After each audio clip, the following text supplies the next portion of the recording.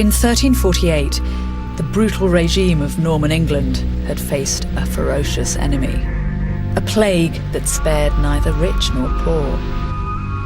In the summer of that year, the Black Death had hit the tiny village of Tusmore in Oxfordshire, home to about 20 men, women and children, all serfs to their feudal lord, Sir Roger de Cottesford. These faint bumps in the ground are the only sign that people once lived here. When the plague arrived in Britain, one chronicler described it as death coming into our midst like a black smoke, a rootless phantom of no mercy. Many perceived it as a divine punishment, the terrible judgment of God. And of course, for the men and women of Britain, this was an apocalypse. Half the population was wiped out. And in places like this, Sir Roger de Cottesford's serf village, there wasn't a single survivor. Which of course meant that if you were one of the few left standing somewhere in the neighbourhood, you were a prize commodity. Who was going to farm Sir Roger's land now that his entire workforce had gone? Why, of course, you were, and you weren't going to do it for free. After centuries of feudal exploitation by the lord of the manor and a domineering church, the bonds that tied people to their masters were finally loosening. The sixth age of Britain was dawning, and you can almost sense the medieval population stretching out to explore its newfound liberty.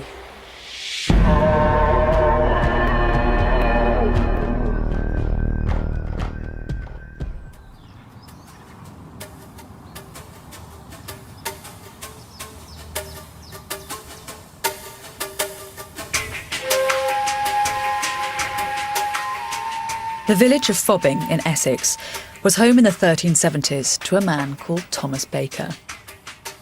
He and plague survivors all over Britain had found that their labour was now in high demand. They began to insist on higher wages and lower rents, but the authorities were having none of it and responded with blanket pay restrictions. Then, to add insult to injury, they imposed a punishing direct tax, the poll tax of 1380.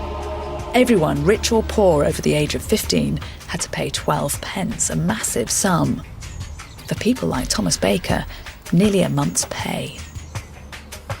The response to this was one of absolute uproar in the English countryside.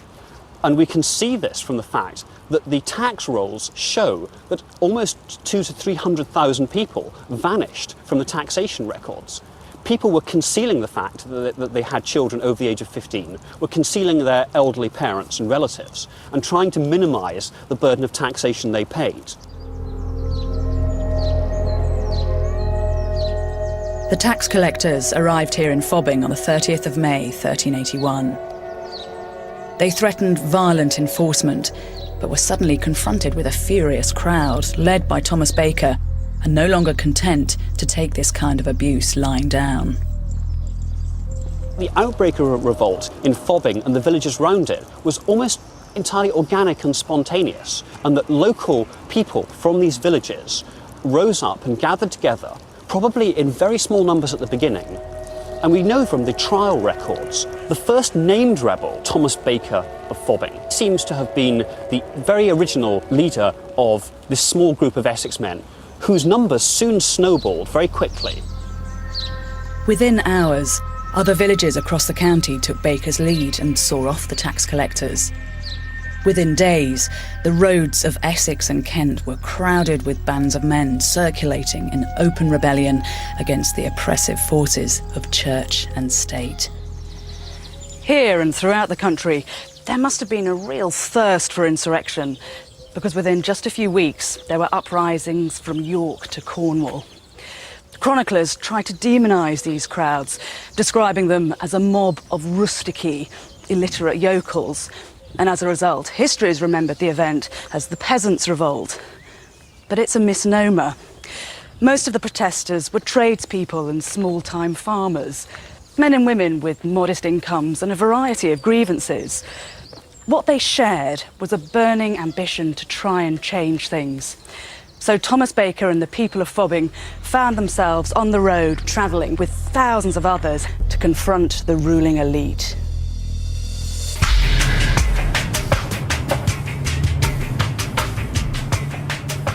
They marched on London.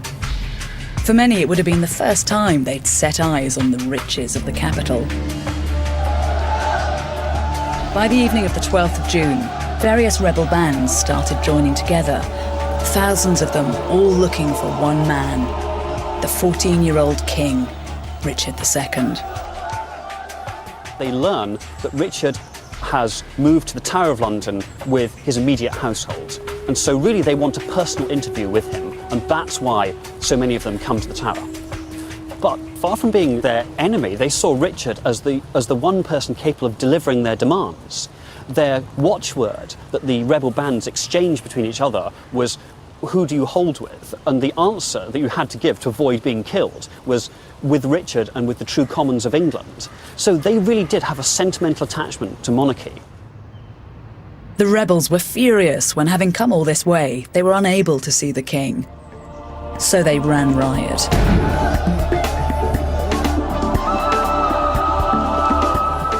Looting, burning, baying for the blood of their hate figures, the king's councillors, who symbolised to them centuries of oppression.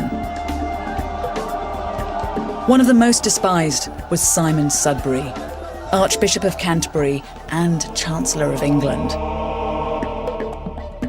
When on the 14th of June the king finally rode out to speak with rebel leaders, Sudbury was left safe at the Tower, or so he thought. Within minutes, the rebels had gained access and ran amok through the royal apartments. Who would ever have believed that such rustics, and most inferior ones at that, would dare to enter the chamber of the king and of his mother with their filthy sticks? They arrogantly lay and sat on the king's bed while joking, and several asked the king's mother to kiss them. But the joke stopped when they stumbled upon Simon Sudbury. Sudbury's fate was sealed when the rebels entered the Tower. Some say that he was found praying in the chapel of the Tower, others that he'd actually tried to make an escape, but was betrayed by a woman who saw him trying to get out of the Watergate and onto the Thames.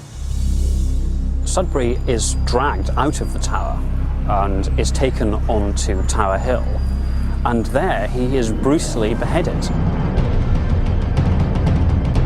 This is a particularly gruesome killing, as it was done by someone who'd obviously had no skill. One of the rebels simply did the job himself, rather messily.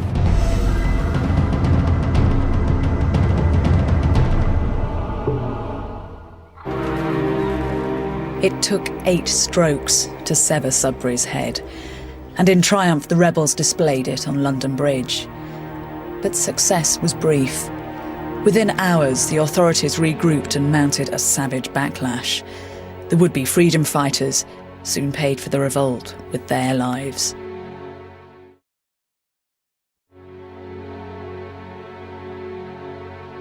Today, just one ghoulish trophy remains as proof of the protesters' brief power over life and death, and it hides forgotten in a church in Suffolk.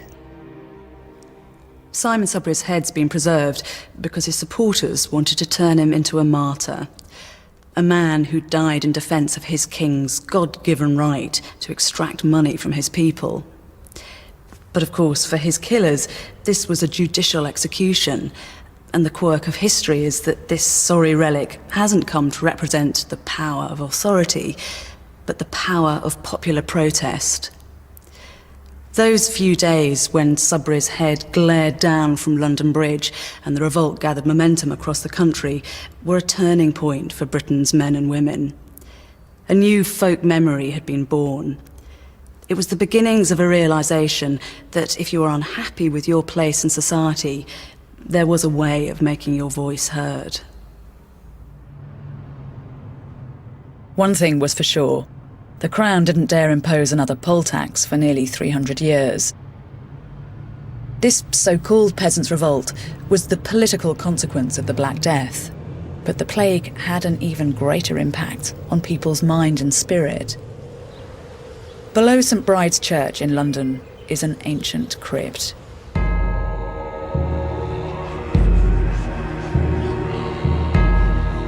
Down here is a vision of hell on earth.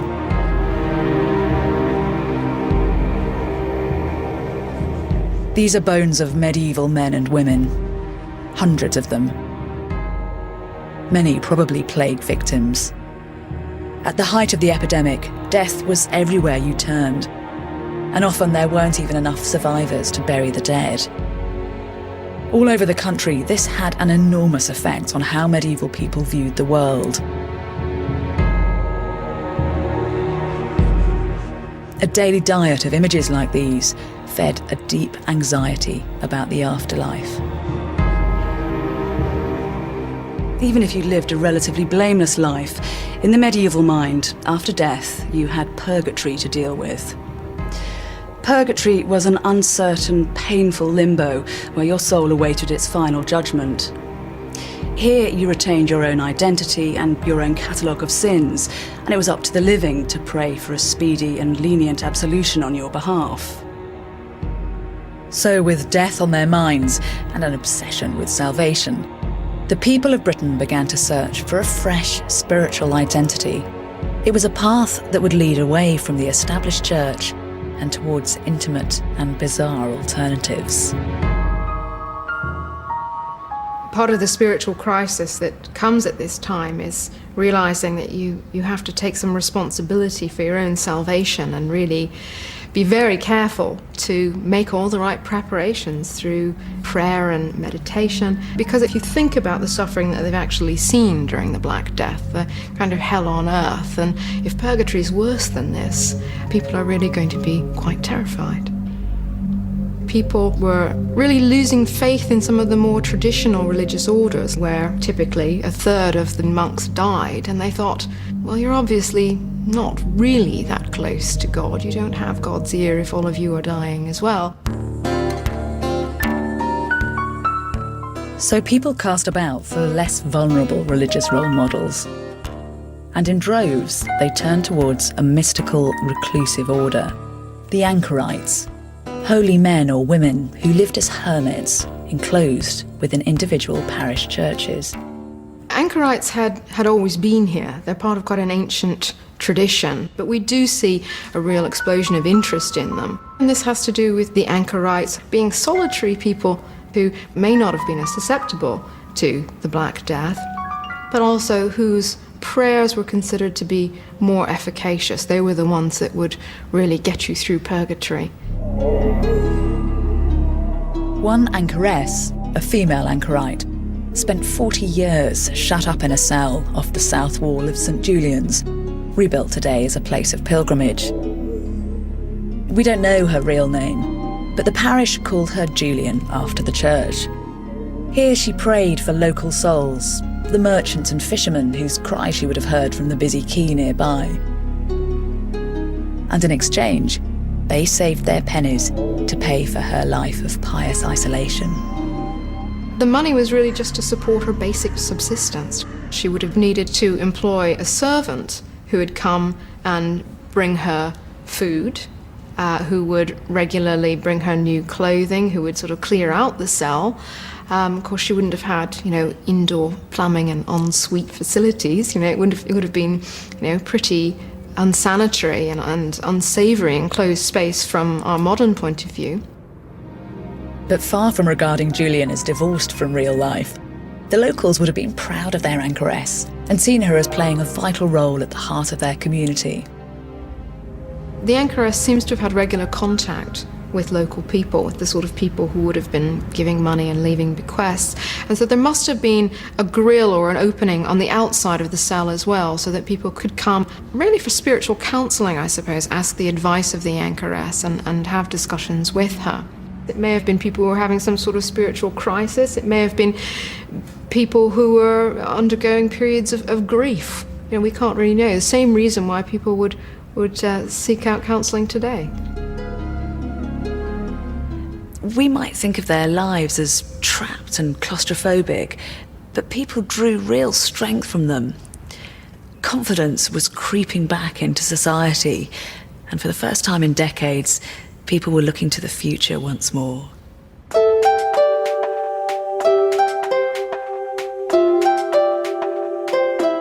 This new optimism encouraged people to question the other great power base of the last 3 centuries, feudalism. This tyrannical class system was designed to prevent men and women from getting ideas above their station. But as their earning power increased and they enjoyed wealth their grandparents could only have dreamed of, people began to thumb their noses at the old social order. In 1364, the authorities decided to put the population back in its place. They passed a very detailed law demanding that everyone should be dressed according to their estate and degree. So had you been walking down here 600 years ago, you'd have been able to spot a shepherd or a ploughman because he'd be wearing cloth worth less than 12 pence per yard. Or you could have marked out the wife of a craftsman because her fur collar could only be made of rabbit, lamb, fox or cat. Well, that was the theory. In practice, this was phantom legislation and almost impossible to enforce. But it does show just how uncomfortable central government was with the social mobility that was now part and parcel of medieval life. A new model Englishman had burst onto the scene, the impatient social climber. The dramatic rise of the Paston family is typical of what was going on all over the country. Their story begins here, in the village of Paston in Norfolk. In the mid-1300s, a peasant farmer called Clement had a small holding outside the village. Clement Paston was a good, plain husbandman. He went at one plough both winter and summer and rode to the mill on bare horseback with his corn under him. I don't think you can take the description of the lowly origins of the Paston family at face value. It was some 75 years since Clement farmed these fields, and the portrait's probably coloured by resentment at what the Pastons went on to achieve. Because what's clear from other sources is that within just 2 generations, they went from working on this land to living here in a fine castle at the centre of a grand estate. Now they were wealthy, successful landowners with considerable power and the ear of the king.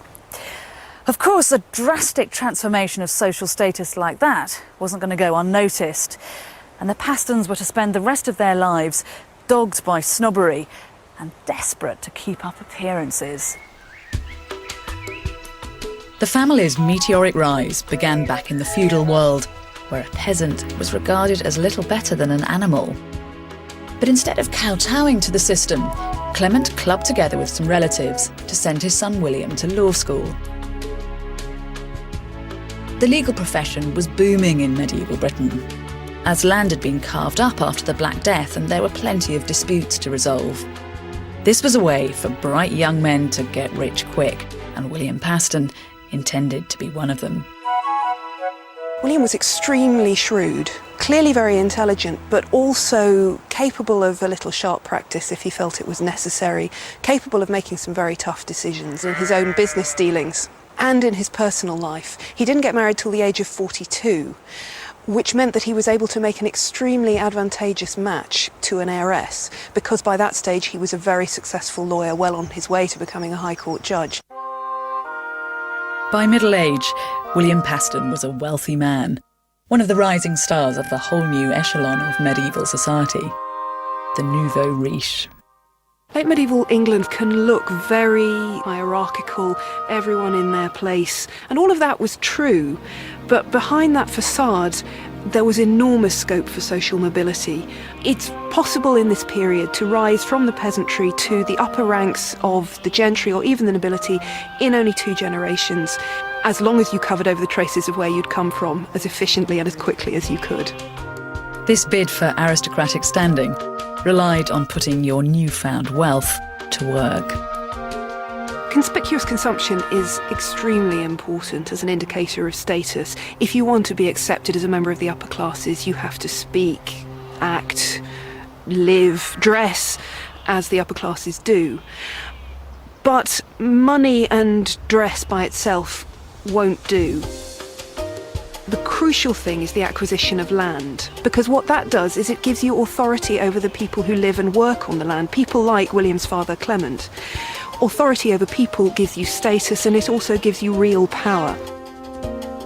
William bought all the land around Paston, and by his death had estates throughout Norfolk, which now passed to his son, John. the next step on the ladder required a couple of classic social climbing tactics. First, John married well.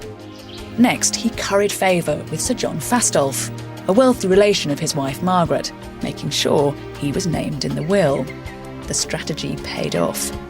And in 1459, just 40 years after his peasant grandfather's death, John Paston inherited Fastolf's home, Caister Castle.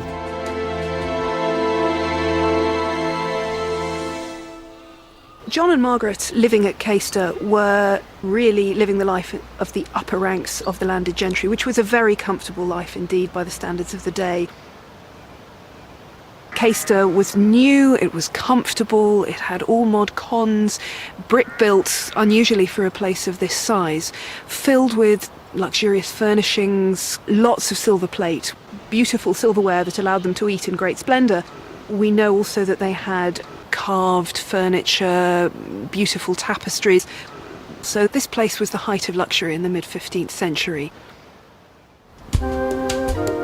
Right, worshipful husband, if you will be home at Caister this Christmas, it would be well for you to obtain 2 pewter vessels and 12 candlesticks, for we have too few of these to serve this place.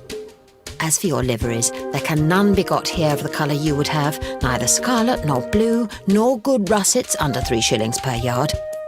Almighty God keep you, your wife, Margaret. The Pastons were one of hundreds of newly gentrified families in medieval Britain. But even with a status symbol like Caister, John and Margaret still battled with constant reminders of the family's peasant past. And that kind of attack could be very public. In May 1448, their chaplain was walking home in Norwich, and he had to pass the house of a neighbour of theirs with whom they were on very bad terms. This neighbour was also nouveau riche and also trying to pretend that he was a gentleman of long standing. And the argument developed when the chaplain failed to doff his hat to him in the street as he would to someone he considered to be a gentleman. The neighbour responded by addressing the chaplain as thee, which was an insultingly familiar form. You'd call a servant thee instead of the polite form you. And so Wyndham drew out his dagger and said, "Shalt thou so, knave?" And his man began to cast stones. And with the noise of this affray, my mother and I came out of church, and Wyndham called us strong whores, and said the Pastons and all their kind were churls. The ultimate insults were calling each other churl, which means not a gentleman but a peasant, and an unfree peasant at that, a villain. And that wouldn't have mattered so much if it hadn't been so close to the bone. In 1466, John Paston, now a regular visitor at court, asked King Edward IV for a favour. Soon after, a royal declaration stated that the Paston family weren't of peasant stock after all, and had in fact descended from Norman aristocracy. Now, this was plainly untrue, but once the top authority in the land had backed them, the Pastons had arrived, and arrived for good. The Paston family might seem a bit pretentious, but I think you can forgive their shameless ambition. Their energy and drive was typical of a growing number of people in medieval Britain. This was now a land of opportunity, and out of it was to emerge a surprising new breed of go-getter.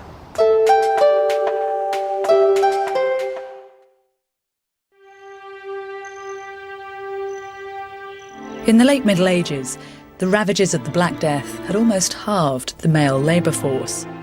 And all of a sudden, employers had no choice but to let women into the workplace. In the 12 and 1300s, you do find women travelling to earn their living, but now they're starting to flood into the towns. Whereas before, employment options were limited almost exclusively to work as a servant or a childminder or a prostitute, now there are new opportunities. Women flourish as apprentices to trade or formidable entrepreneurs. Some are granted full-scale citizenship and enjoy all the economic benefits that brings with it. For the lucky ones, this was the beginning of a brief golden age of self-determination and financial clout. One of those lucky ones was a woman called Joanna Hill. In the 1420s and 30s, she and her husband Richard lived in a tenement on this site behind St Botolph's Church in London. Here Richard Hill ran the thriving St Botolph's Bell Foundry. Bell founding was a growth industry, and I think the reason for this was that after the Black Death, there was more wealth around, and one of the things that people chose to spend their money on was building bell towers for churches. And so if you were good at casting bells, I think you could make quite a lot of money. Not the kind of huge riches of great merchants who traded in overseas trade, but for artisans, they were extremely prosperous.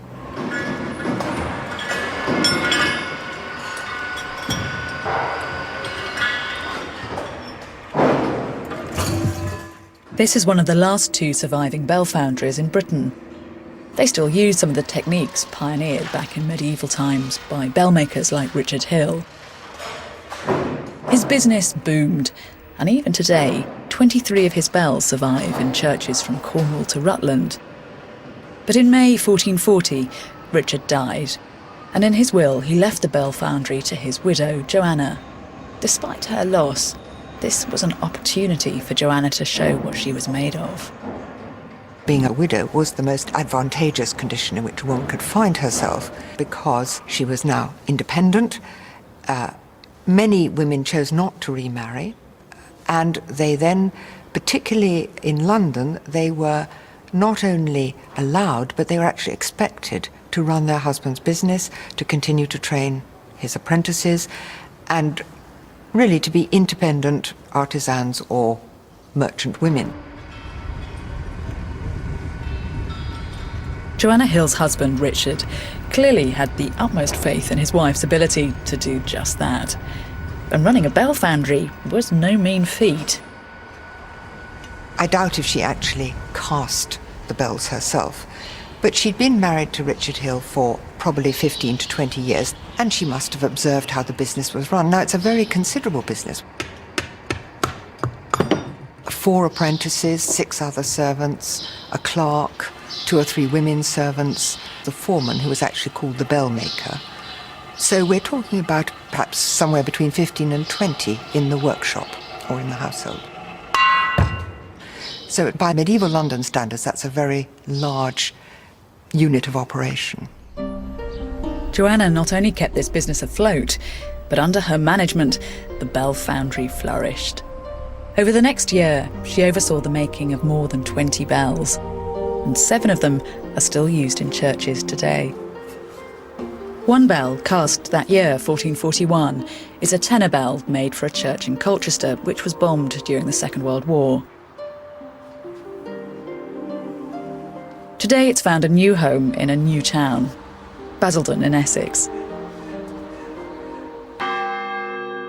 If you look really closely at it, you can see how determined Joanna was to physically stamp her mark on the business.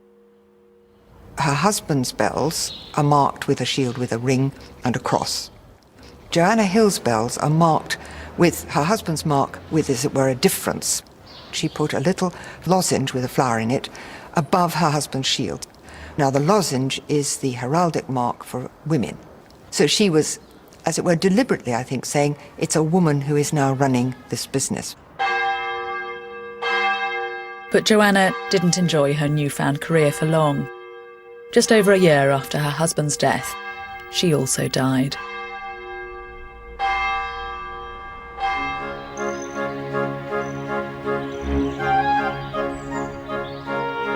Church court records tell of a remarkable tale of one woman asserting her rights. It happened here in Bolton Percy, just south of York, and her name was Maud Shippen. On the 17th of October, 1355, she'd visited a man in the village called Robert Smith. An hour or so later, Maud claimed she was now his wife, and fortunately for her, she had a witness. I, Margaret Thacker, was in the basement of Robert Smith's house, and I saw through the door Robert pushing and pulling Maud into the cowshed where he tried to know her carnally. Maud had said, "God forbid that you should know me carnally unless you will marry me." So Robert answered, "Behold my oath, if I take anyone to be my wife, I shall you if you will yield to me." And so Robert took her in his arms and threw her to the ground and knew her carnally. It may sound as though Robert duped Maud just to legitimise a quick fling, but that's exactly how medieval marriages worked. As long as words of consent were exchanged, the union was recognised by the church and was legally binding. Maud Shippin, like an increasing number of ordinary women, understood the law. And so when Robert denied that he was married just a few weeks later, she was confident enough to fight back. On the morning of the 22nd of December, 1355, she set out from this village to travel the 9 miles to York, ready to argue her case in the church court.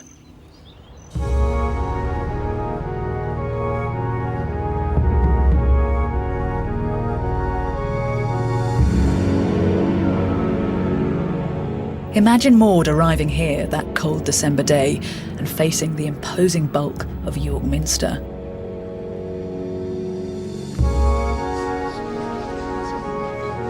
She'd have had to make her way through all the bustle inside to the north transept where the court was in session.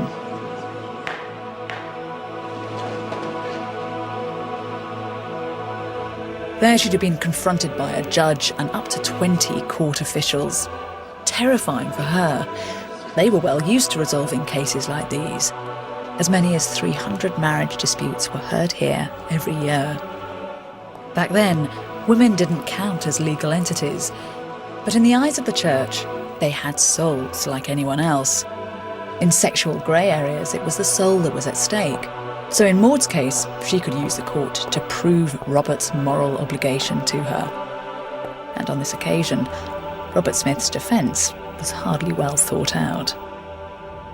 Robert produces witnesses trying to disprove this story, saying that he was away on that particular day. What he hasn't noticed is that he's got the dates wrong, and therefore his witnesses tell about his movements on a day that is 2 weeks earlier. So Robert really didn't have a leg to stand on legally. Maud was now officially Mrs. Smith, and small victories like this were being won in church courts all over the country. But uniquely in York, hundreds of records have survived, some of the earliest evidence of this kind in Britain.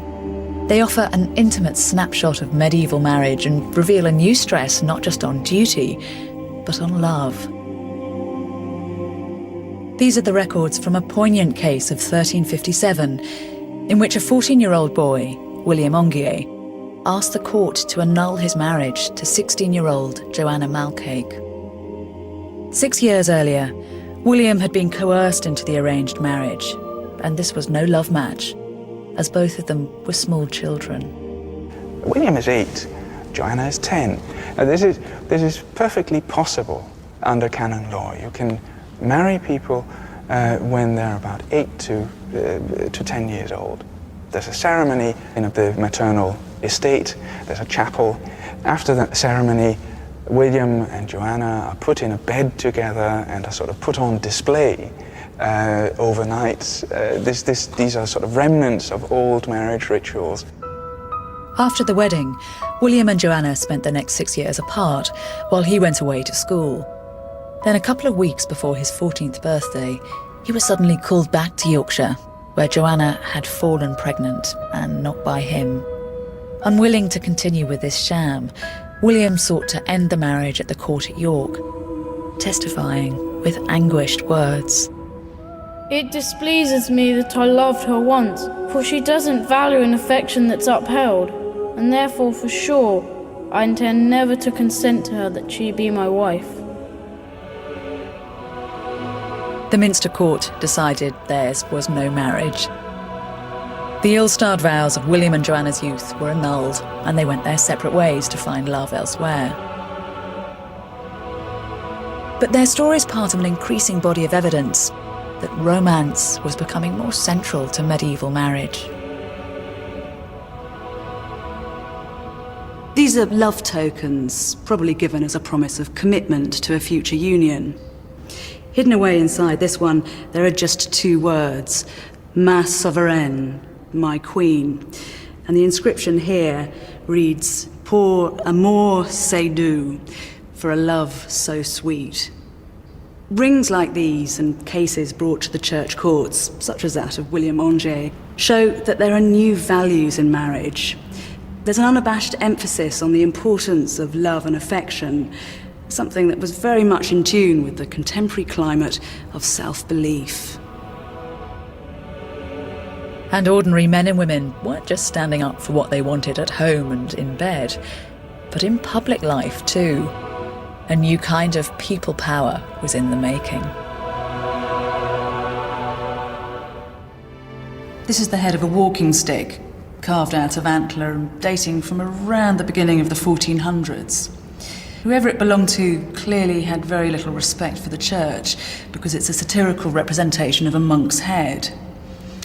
Caricatures like these weren't just comical. They encapsulated an antagonism that was felt towards a church that owned around 10% of the land and was thought of by many to be greedy and corrupt. Now, people were beginning to try and seek out their own routes to God. This building in York was where these religious concerns would join forces with commercial enterprise.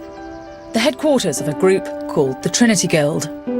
Members were local men and women, mostly merchants and shopkeepers, who'd clubbed together to save their souls. Each paid a small subscription, and in return, a priest would pray for them, the only way these modest people could afford to buy their own piece of heaven. We're looking at the chapel of the religious fraternity, and the site is purchased in 1356 with the intention of constructing a guild hall on top of it. And that's the structure we're looking at now, a two-storey building with a brick undercroft in which there would have been a hospital and then an open hall that's timber framed above it at first floor level. And we have a series of amazing account rolls that tell us about the purchase of the building materials, the brick from the Carmelite friars and the timber from the Forest of Gold Trees just outside York. And it tells us about the sheer cost of that building programme, but also about the feat of engineering that building a structure such as this would have entailed. The religious centre of business was downstairs. Here in the chapel, a priest said daily prayers for the guild members. Meanwhile, through in the hospital, 13 poor men and women convalescing at the guild's expense joined in to give those prayers extra weight. It sounds to us a rather odd setup, but it was to grow into a British institution. Upstairs in the main chamber was the secular life of the guild. With the praying taken care of, guild members got down to business. In this room, merchants would talk shop and celebrate feast days. And it was here that a young boy starting work for the first time was introduced to an emerging commercial elite. What would an apprentice have seen had he walked in here at the beginning of the 15th century? Well, you can just imagine actually the impression that this space would have had on someone like an apprentice. You enter it via the screen's passage, over which there would have been a gallery with minstrels probably playing. But then as you move up the hall towards the dais end, that's where the real visual emphasis in this building is. You can imagine the impression that would have been created with the master and the wardens in their fur-lined robes and their hoods of plonket cloth, seated up there, really lit by these very large windows. And that must have been pretty intimidating for apprentices as they entered this space. But once you'd learned the subtleties of the pecking order, the guild gave you a defined place in the community, a ready supply of business allies, and even a means of personal advancement. The guild is an ideal place in which you meet people who might loan you money for a new workshop or to fund a capital project abroad, for example. But they're also a good place to meet the right kinds of people. So they offered their members a range of benefits. In exchange, the guild expected firm allegiance from its members. These are the seals of the Trinity Guild, cast in medieval times and still used on company documents today. But the group loyal to this emblem back in the 14th century was just one of dozens of guilds in York, all fiercely vying for profit. Perhaps predictably, these trappings and badges of distinction encouraged not just loyalty, but intolerance. Here in York in 1491, the competitive spirit fostered by the guilds hardened into something altogether more sinister.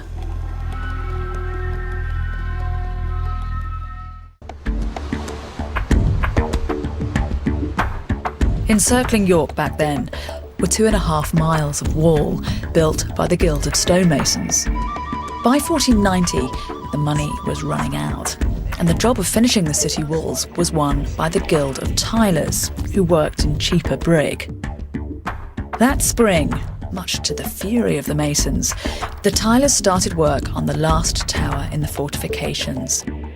And it's here at the Red Tower, over 500 years later, that we can still see where this rivalry turned to bloodshed.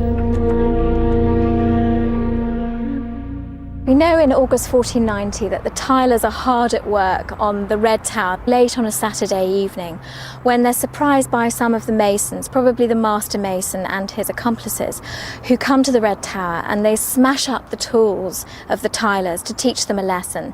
They're worried that their monopoly is being infringed and they really don't like this tendency to build in brick. At the centre of the trouble was master mason William Hindley. Not as you might think, some local thug, but one of the finest craftsmen in York and a powerful player in civic politics. But the respectable Mason Hindley thought nothing of threatening the tilers with violence. Too bad for one John Patrick. He was a tiler, so he was responsible for building buildings in brick. He might well have been an itinerant craftsman, perhaps just recently apprenticed or become a journeyman. And it seems that he's just the wrong man in the wrong place at the time. In October 1491, more than a year into the tilers' work on the tower, John Patrick was ambushed at work and assaulted by William Hindley and an accomplice. He didn't survive the attack. We don't know how he was killed. The civic records just record that he was murdered, but it's possible, given what had happened with the tools previously, that he might have been battered to death. That wouldn't have been unusual. It would have been particularly ironic, if that was the case, to be murdered with the tools of your own trade, but it's just the sort of thing that I imagine the Masons would have wanted to do to make their point. John Patrick's murder is an extreme example of how desperate people were to protect their positions in a fast-changing world. But it also tells us something about the power of society's new movers and shakers. Guilds could offer solidarity, but it seems in some cases they could also offer immunity from the law. John's murderer, William Hindley, was convicted of the crime, but he spent just 3 days in jail and then left to carry on life as York's master mason. This ruthless protectionism was the dark side of the emerging competition between the guilds. But fierce group loyalty also gave people their first real alternatives to church and state. The chance to start doing things for themselves. This bridge across the Thames in the small town of Abingdon is an enduring symbol of what the new people power could achieve. Back in the early 1400s, the river here was treacherous and a major obstacle to trade. The townspeople, many of them members of the Holy Cross Guild based here at St Helen's Church, decided to tackle the problem. 2 local merchants started the fund with large donations, and the community raised the rest of the money themselves. Then in 1416, they set to work. Building the bridge involved, in the course of the proceedings, the entire town in one way or another.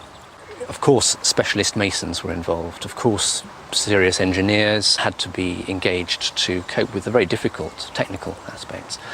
But the shifting of the stones, the moving of the earth, the creating of dikes, this was work that required a lot of hard labour. 300 people working at once, just ordinary people from the town, members of the guild. We know so much about the bridge building today because of a mildewed document kept in one of the fraternity buildings. It's a poem by an ironmonger and a guild member called Richard Foreman. It's no great work of literature, but it gives an amazingly vivid picture of those summer days while the construction was in full swing. Of all the works in this world that ever were wrought, Holy Church is chief, and another blessed business is bridges to make. Upon the day of St Alban they began this game, and John Buckins laid the first stone in the King's name. It was solace to see the power of the people proved by the pickaxe, the spades and the shovels. Borman describes their wives bringing out their lunch, wrapped up in cloths. He says chickens and other meats and drink were brought out and laid out on the grass for picnics for the workers. And he celebrates the whole occasion as a great achievement of the community, of the town. And the bridge itself, therefore, also as a symbol of that community. To this day, the bridge is proof of the Guild's enterprise. And right across the country, Guilds have left a pretty substantial legacy. Many of our roads, schools, hospitals, the building blocks of what we think of today as civil, organised society, owe their existence to this medieval success story. By the early 1500s, the men and women of Britain must have felt proud of what they'd achieved. They'd answered the oppression of feudalism and the horrors of the Black Death with a robust survival strategy. This had been the sixth age of Britain, and the people were flourishing. But their newfound power wasn't going to go unchecked. Henry VIII's sweeping ecclesiastic reforms were just around the corner. Religious fraternities like the Guilds would be outlawed. The established church itself would be torn apart. And as it fell, it would bring the rest of the medieval world tumbling down around it.